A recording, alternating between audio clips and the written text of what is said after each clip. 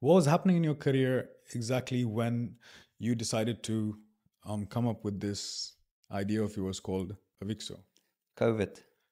around COVID? So COVID, during COVID, a Mhm. lot of crew, I would say 90, I don't want to put figures to this, but Right. let's say 90% of crew Mhm. Was either out of a lost their job. jobs or Right. they lost their income, half their salaries or whatever, Yes. right?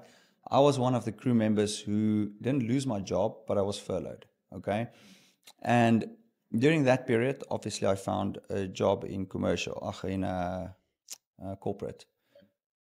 But then I lost my job in corporate, okay? And now I'm all of a sudden without a job. So I had to find a new job. And that's where Avixu was born, because all the solutions out there, it's not really solutions. It's solutions because there's nothing better.